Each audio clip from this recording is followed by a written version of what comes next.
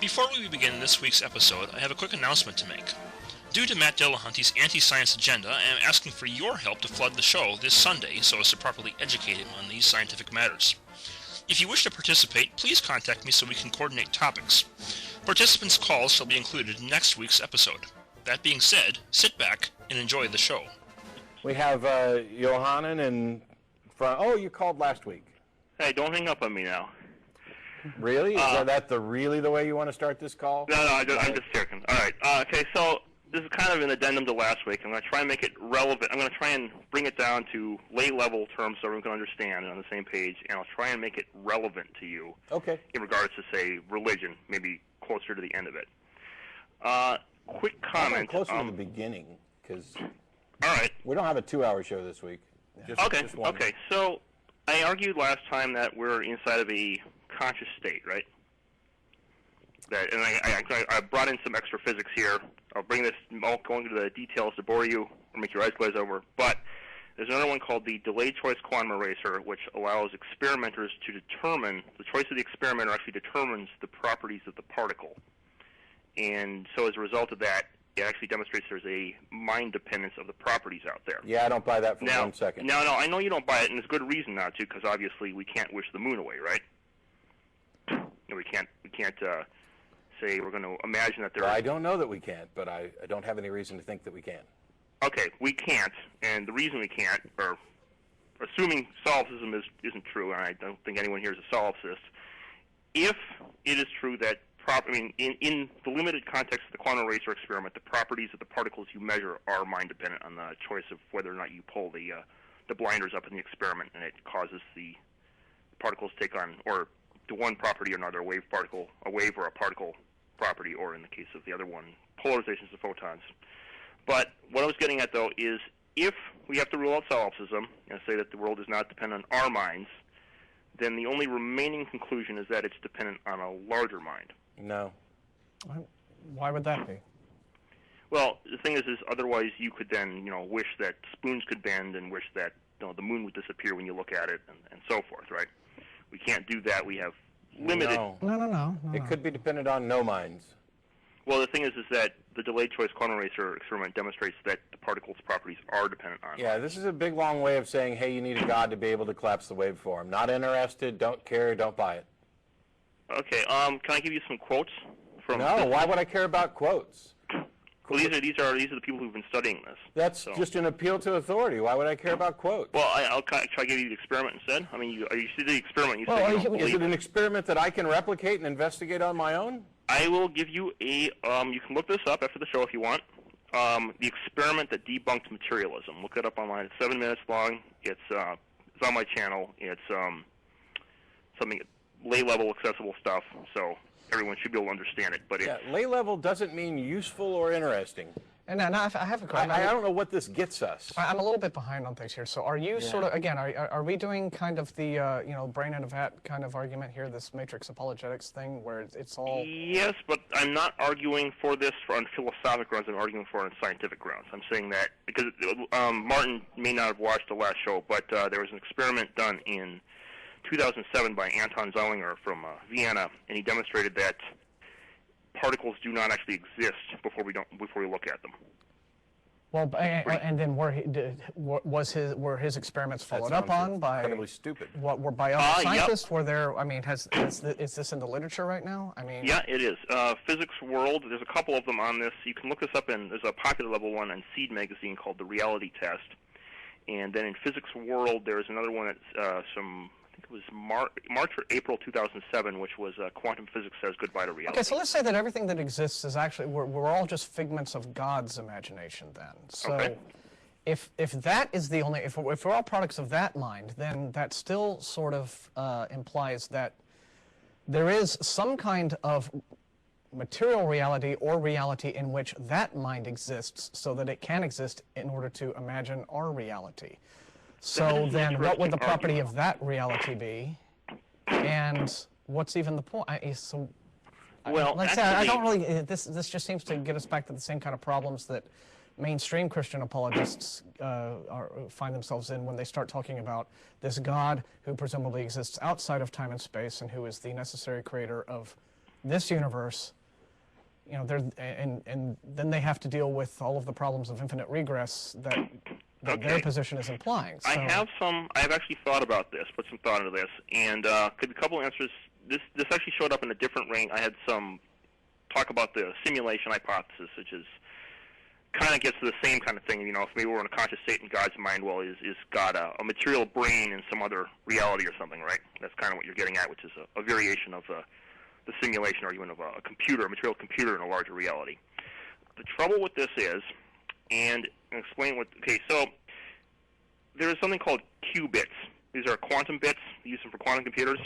Qubits have more than one state in the same bit. So, for example, a classical, you open up your hard drive or maybe your brain, well, that's debatable, but you open up your hard drive. Can you just stop with all of the explanations and get to why I give a rat's ass about hypothetical physics stuff? Because this sounds like it's a terrific, premise for a science fiction book or anything, but I don't see any way that we can confirm it. I don't see how it's useful as anything other than a speculation that you can't. Okay. How can we confirm it? And what the hell does it mean? And I'll give you all. The thing is I to confirm it, and we have confirmed the physics for all this. I have to get into all those weird things, and that then you get bored with the explanation. So I'm going to cut to the chase. I'm going to say that if God's mind is in some material reality, then, or say for that matter, a computer hard drive, that computer hard drive would have to necessarily be exponentially larger than the size of the known universe, because of the amount of information storage it would require. And it had to be qubits at the next level down, or else the hard drive would be so vast that it would make no sense to, literally I'm saying something like literally trillions of times the size of our universe. Well, would it have to be? Because after all, it could be a hard drive that is not quite that vast. And our perception of how vast the universe is, it could simply be an illusion programmed into our non-existent Well, what I'm going to argue... Why would I give a rat's ass? Okay, I'm going to get the Matt's argument. I get the Matt's objection here. All right, you probably want to focus more on a religious deity, don't you, Matt? No, I want to know what's actually true and not just a big long list of things that people are speculating about to fill in the gaps in our knowledge in a way that doesn't actually add anything that is meaningful. Because at the end of the day, whether we are real or not doesn't matter one bit. Okay, well, there's something called the Quantum Randi Challenge. There's something called the disconnect button. All right. Okay, so when you want to say that something's relevant here, what exactly are you? Because all this stuff is experimentally confirmed. Like you can look this up in physics. I have looked up some of this stuff since we last spoke. All right. And in fact, you are overstating the case when you say that all of this stuff is experimentally confirmed. There is not scientific consensus on the implications of this, and I find it patently absurd that people are taking mathematical equations and modeling different varieties of possible universes and quantum states and then coming to some conclusion that we are therefore just information in some God's mind. I think that's playing with math. Well, these were experiments, though. I don't give a damn. What difference does it make? I'm saying it's not just math. This was actually, they had a test. You can do as many experiments as you want, but there is no variable for God. There is no variable for, hey, this is God. How do we plug that into an equation? This is philosophical conjecturing based on quantum physics. Because that wasn't the conclusions I got to. Well, yeah. I'm just saying. Not to say that maybe you got to look at this over again and come to your own conclusions. But this was not me, some random person falling on the phone. I'm not saying it was just you. Didn't I just tell you I went and looked this stuff up? I know. Here's my question. The same question I asked last week, and you're either going to answer this or we're done. Okay. And that is, assuming what you say is true and that we are really not real, what difference does that make to any of us? Okay. What can we learn from that? How can we get? Well, go ahead. Okay, so what difference does it make to you? We're real or we're not real? Okay, the interesting thing, and this comes from, you can look at Stuart Hameroff on this. This metaphysics opens up a possibility for an afterlife. Don't care. And this is... Don't care. That would be relevant. This is all still... You're still talking about possibilities. This and is everything. all speculation. This is all... I mean, again, it's... I saw... You should write a science fiction novel, but I don't... Because it would probably be a really good and interesting one, but I don't see any application to our understanding of reality. It's pure speculation. Well, the thing is, if you say it's speculation, and some people have complained about this before, there's a guy named Sasha Vanger who has the Quantum Randi Challenge up. It's on Archive, and he says that basically anyone who is able to prove realism in quantum mechanics No, stop. will receive the Nobel Prize in physics. That's shifting the burden of proof. That's like the creationists that ask people to prove evolution, and then they set up the criteria by which it would be possible to do so. I'm not here to play games I don't give a rat's ass about. All right, I won't play that game. What I will ask, though... All right, okay, let me defend myself here. You got 30 seconds. All right, when you ask for theists to prove God, they need to provide the burden of proof. Yes. But the thing is, I'm asking you to prove the existence of matter. The burden of proof is I need to prove that matter exists. Dumbass, call a physics show, not an atheist show. I don't have to prove matter. You do, otherwise you need the Nobel Prize. No, actually, I don't have to prove Quantum matter. Randi Challenge. I don't have to prove matter to you. I'm not a physicist. It's been falsified. Where you bear the burden of proof is in this cosmic computer /mind /God Well, that I you tried has to. imagined us into existence I gave when you- we don't I gave you all actually the exist. experiments. call someone who cares. This is an atheist show. It's not All a right, physics should show. I bring religion into this?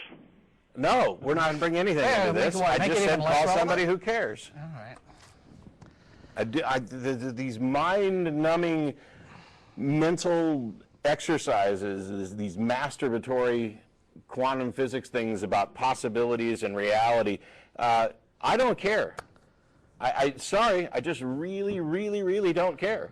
Well, we have to live our lives either way, right? So, you know, that's, and my thing is, so if we're all just Sims, right? I mean, it seems like the world could probably be a better place. I mean, unless you can not only necessarily true. demonstrate that it's actually true and provide some way to do something about life, some way to make predictions from that, some way to make this useful, then it doesn't matter to me. It doesn't matter to me if you claim I'm in the Matrix all day long and you've got some math to show that I'm in the Matrix. That doesn't matter to me until you can show me the way out. Because I'm stuck here dealing with reality on reality's terms, even if you say that reality is not reality. Yeah. Sorry. Yeah, it doesn't really offer any utility in how we live our lives, better or worse. If you like this video, subscribe, and don't forget to check out my novel, Alaris, The Lances of Light, on Amazon Kindle in the description below.